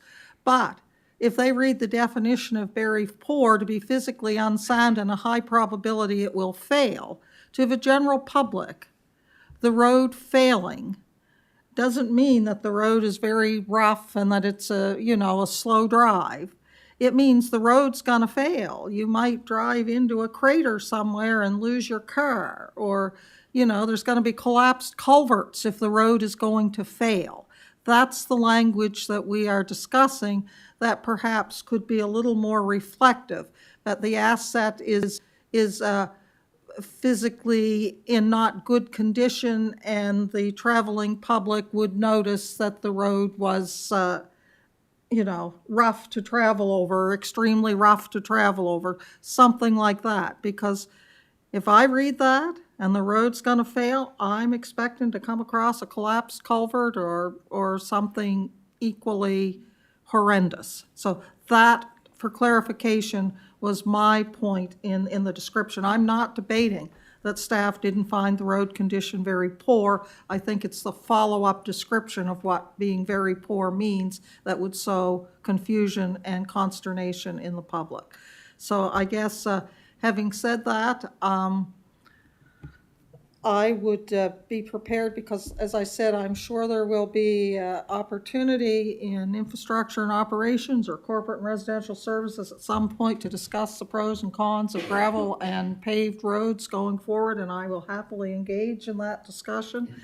At this point in time, I would just, before I move a motion, I would ask if staff feel there is some way that we could massage that wording that would more accurately reflect that the road is in poor condition, but you're not gonna disappear and never to be seen again if you travel on it. I'll just let staff jump in on this. Yeah, thank you, Madam Chair. So yeah, I definitely noted that comment about the general very poor description, but that in the presentation, that's kind of our general condition rating scale that could be applied to all of our asset groups. In Appendix A of the report, there's more specified condition. I don't know if, are you able to pull that up? There's more specific condition rating scales for gravel and asphalt roads that kind of speak more to the technical condition, like things like the crown and the percentage coverage of potholes. And they're a little bit more clear on what those ratings mean. But definitely noted, we'll revise our general scale to exclude the chance of failure. Thank you. So I understand that, but the general public, if this is a public document, is not going to have access or research into all the detail and the minutia describing that. So I guess my question is, do we need a motion to change the descriptive wording there, or can that be done? Just gonna let the CAO jump in. Through you, Madam Chair, that description that's in the presentation is generic, so we wouldn't change that description for our overall quality assessments. I mean, you could change it to something, you could change it, but it's not going to be descriptive to roads. What the public would have if they were truly digging deep into the roads discussion, they would have the roads report, and the roads report, Schedule A, does have very different descriptors. So it talks about the gravel roadway has no crown, the bowl shape with extensive ponding, over 25% of the road surface has severe rutting and potholes. So that's the description that would be applied to roads. If someone was doing a deep dive into the roads report, they would be looking at this much more descriptive detail on the roads. Thank you. Can I just let Adam speak to this, please? Yeah. Through you, Madam Chair, I guess, two things. Just for the warden's comment there, before it's posted to online, we can add a note below that chart to explain to the public that there's further classifications for the road conditions. So that was just the first thing. And the second thing, just I know we've kind of moved past the gravel roads comment, but I will mention something that Jillian stated earlier in her presentation. It is a snapshot in time from August the 1st. So if road maintenance and grading was done after the fact, after the inspections, et cetera, those numbers will shift. And Julia mentioned over time, as we do these over multiple years, that data will continue to grow and that analysis will continue to grow. So it is a snapshot in that one point in time. Thank you, Madam Chair. Thank you. Next to speak is Councillor McPhee. Thank you, Madam Chair. Oh, Deputy Warden McPhee, sorry. I never noticed. Yes, as the wardens pointed out, this is about the descriptions, not about whether we should have gravel roads. So I won't dwell on that, although just to say I agree with Councillor Perry and Councillor Tingley completely on their statements there about gravel roads. The description, I live on a gravel road maintained by the province. At one time, I would say it didn't go past the fair description. Now it fluctuates between, at the best of times, poor, at the worst of times, very poor. There was an 8-week stretch that I would say it was practically impossible. You were certainly in danger of severe damage, if not having a severe accident. I mean, I saw what happened to a piece of farm machinery that had to take some of the ruts because a car was coming up the other side, didn't realize how bad the road was washed out. That went on for about 8 weeks. Of course, you don't have any choice but to continue using that road. So I think the description is probably fairly good.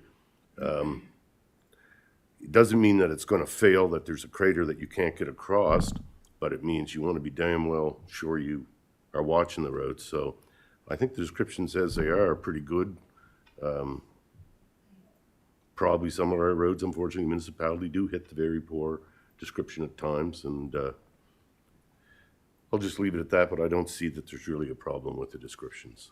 Thank you. Thank you, Councillor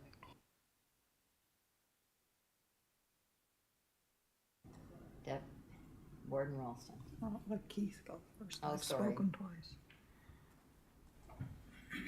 Go ahead, Councillor. Well, for me, I'm hung up on this, on this description. Very poor, is physically unsound. Okay, I can somewhat agree with that if it had a description with it. This document is public, and it leads anybody to believe that we have unsafe roads, pretty well impassable roads. And I've seen poor roads in poor condition that are still passable, right? So the high probability it will fail, right there. If you took that out and wrote some kind of other description in there, I could live with that, right? I understand that. Immediate attention, not replacement, is required, would be a better fit. Immediate attention would be a far better description. I'm really hung up on this, and those are my reasons for it. And I also have to mention that while I appreciate the picture that was sent around of a gravel road, that in no way would match this definition of very poor, that is high probability of failure. So I'd just like to mention that. Thank you. Thank you, Councillor. Just go to the CAO for comment. So councillors, the definitions that are in the PowerPoint presentation are very generic across all of assets. So if you replace roads with a pump in one of our water treatment plants, for example, you would use that definition of poor or very poor for the same definition for a pump as you would for a road. The definitions that are in this particular report are much more descriptive of roads. So what I would recommend is that when we post this online, we will keep that definition it's in the PowerPoint, and add another slide to another 2 slides, one with the 2 tables that you have in front of you now, and that way you get that very real description of what it was that staff were looking at when they were assessing roads for the condition assessment versus any other asset. So I think these on the screen are the ones that, you know, they very clearly demonstrate to the public that this road isn't going to collapse. The definition of fail is as it is on the screen right now. So we will do that. We'll commit to do that before this, well, it's already posted, but we'll repost it with those tables in place. And that would give all the information the public needs to know of how those roads were actually assessed based on the field staff that were in play at the time. Thank you. Next to speak is Warden Ralston. Well, with all due respect, that would be better, but it still does not solve the issue for me. And the reasoning that we use the same definitions and descriptors for all assets when we do our asset management work does not work, because one size does not fit all. One descriptor does, the example is a perfect example. If you look at a thing in a very poor condition pump and it's going to fail, well, people understand what that means, and you need a new pump. But it's not the same for roads, and it's probably not the same for buildings, and it's probably different for computer equipment. And so I just think it is too generic. And I do still believe that right within that description, to say that it's ready to fail, that will work well for things such as pumps. But that language does not, in my opinion, work well for other assets in this municipality, and therefore I feel that that descriptive language is too generic. And I think it should be massaged. If it has to be generic, it should be somehow massaged, or else there should be the possibility of adding an extra or slightly different descriptor. We could argue about this all day long, I guess, but the description that's showing on the screen now is fine.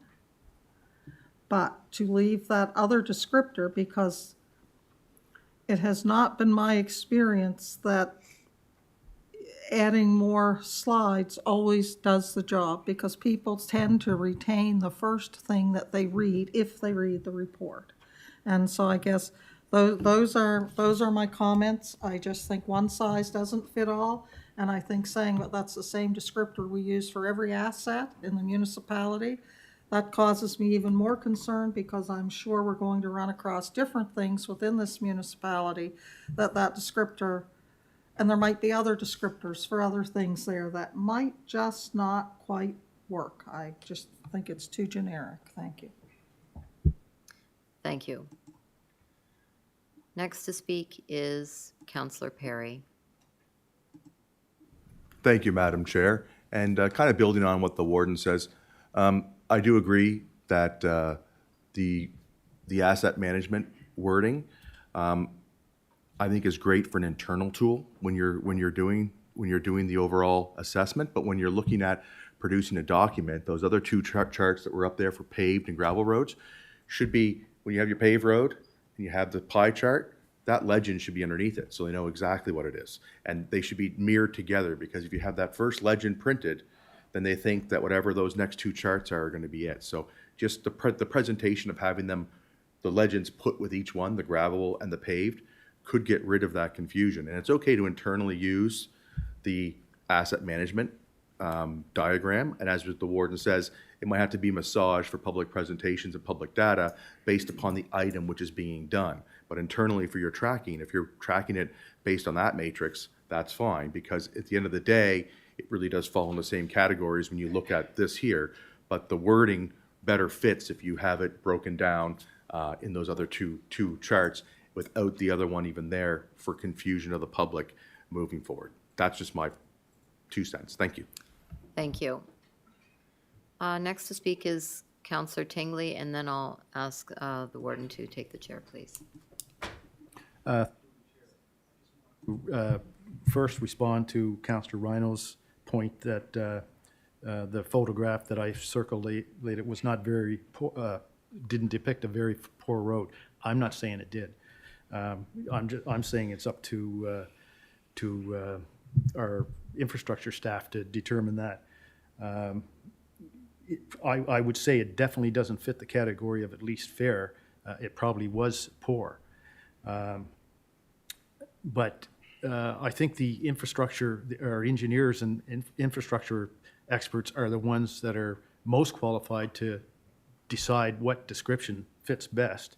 We might not like the description, but if that's what they say it is, to me, that's what it is. That's all I've got to say. Thank you. Madam Warden, can you take the chair, please? Okay. Thank you. Seeing no one else left to speak, I would just like to comment on it. My only objection is the word fail. If I see that there's a bridge that's expected to fail, I am not driving on that bridge. There are certain things that when you are using the word fail, it means that it's not safe, don't do it.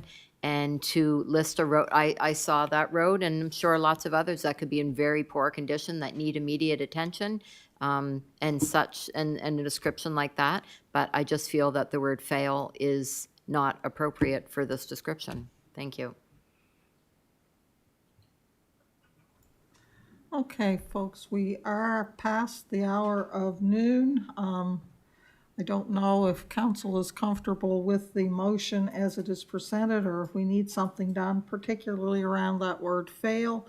But I am going to suggest that we take this discussion up again in the time allocated later this afternoon for corporate and residential services. And then, having said that, I'll turn the chair back over to Councillor Garden-Cole. Okay, if council, I see there's several people added on to speak. If you are willing to take this up this afternoon in the time allotted for this, if you're okay with that, where it is past the time of.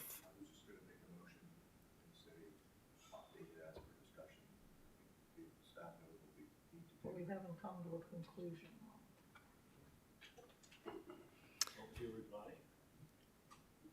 We haven't come to a conclusion on our agreement on what that might look like, so it may require further discussion.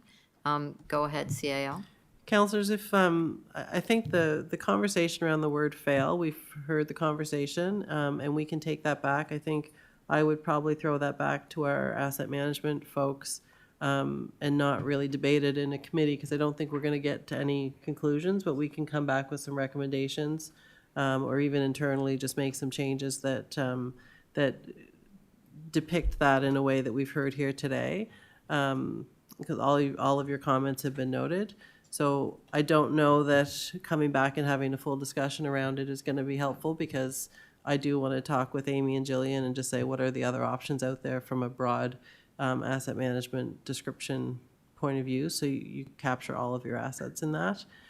So if you wanted to, we will make the changes to the report, and even just remove that table entirely and just put in the roads table, so there's no confusion around this particular report and what was looked at as far as condition assessments. And then the bigger conversation around the overall condition assessment language, I think, is something that we need to take back anyway and have a conversation around it. So I guess my recommendation would be to accept this report as amended with those two tables.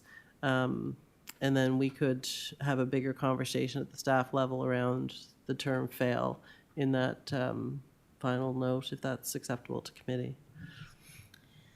Thank you, CAO. So in amending it with the two tables, does that mean it won't be including the word fail at this time? That's correct. Okay. In lieu of what the CAO just said, Councillor Perry, are you comfortable making the recommendation, the motion then? I'll move the Corporate Residential Service Committee recommends to council that they receive and file the East Hants Road Assets State of the Infrastructure Update Report dated September 11, 2024, to be updated before publication.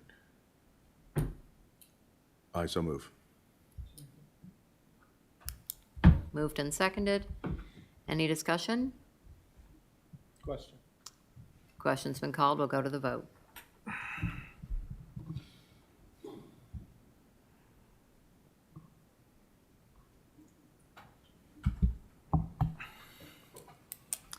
And the motion has passed unanimously. We will continue corporate and residential this afternoon, but I'll be looking for a motion to adjourn. Second. Moved and seconded. All those in favor? Aye. We are adjourned.